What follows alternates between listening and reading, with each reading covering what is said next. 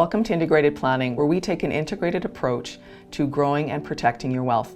My name is Sophie Blais, and today we're going to be talking about the 6 key areas of financial planning.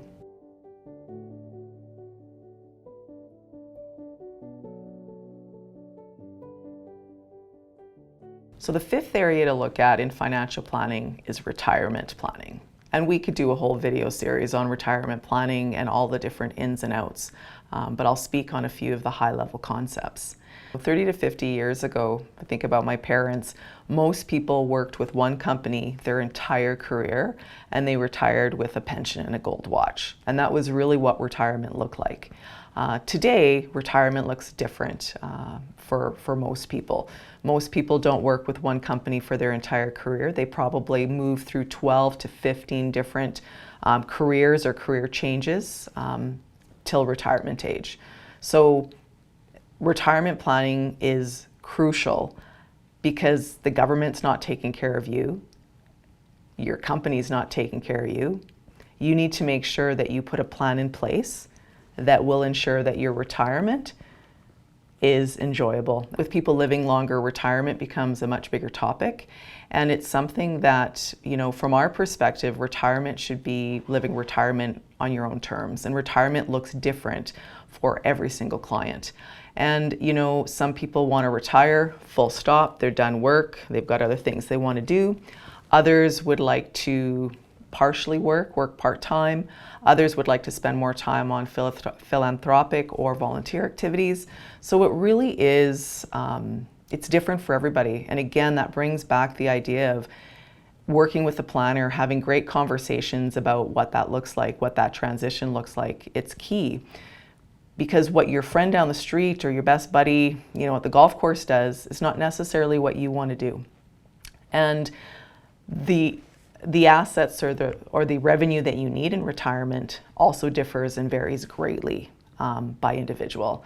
So I remember, this is probably some time ago, but the whole concept of Freedom 55, and it was a great campaign. And most people, even today, if you say Freedom 55, they kind of think, oh, that would be great. At the end of the day, there is no magic number. There's no magic amount of money that you need in retirement. But given what you want to do, that's where you've got to start. Lots of retirement calculators out there. Your financial planner has retirement calculators that they'll work through. You look at a couple of different things in retirement. It's no different than your financial management, right? So you've got your budget, money in, money out. Where is the income coming from? Those are really important discussions because normally by that point you might have various income sources. Making sure you manage how that money is coming out is important. So retirement for those that have, that work at a company and, there's retirement age and 65 comes or 60 or whatever that looks like. For business owners, retirement is an entirely different discussion. And retirement can come in a variety of different ways. It might be the sale of a business, and it is something that you've planned to do. It might be the unforeseen sale of a business. It may be that your health is impacted to such an extent that you need to make a change. Whatever that looks like, retirement planning for the business owner is one where you want to bring in your professional team, your integrated team, to make sure that you look at all the different aspects of what that might be and how that might look. All planning has 2 sides to it, and retirement planning is no different. There's the numerical side, so there's the head, and then there's the heart. One of the things I've found working with clients is that it's the heart that's often the most complicated to navigate during retirement and planning for retirement. It's a big change. Going from one state to another state seems really simple and it seems really exciting, but making sure that you have really good conversations with your spouse, if you have one, making sure you have really good conversations with your planner, your trusted tax advisor is really crucial and key. And there's some great books and some great resources that are available to walk you through how you do that transition. Because there are only so many trips that can be planned and done. There are only so many bucket items that happen. So given the current advances in medical technology and how long people are living, for example, my grandma is 104 and she still lives on her own, We could easily live as long in retirement as we live in our working life. We're talking about retirement planning.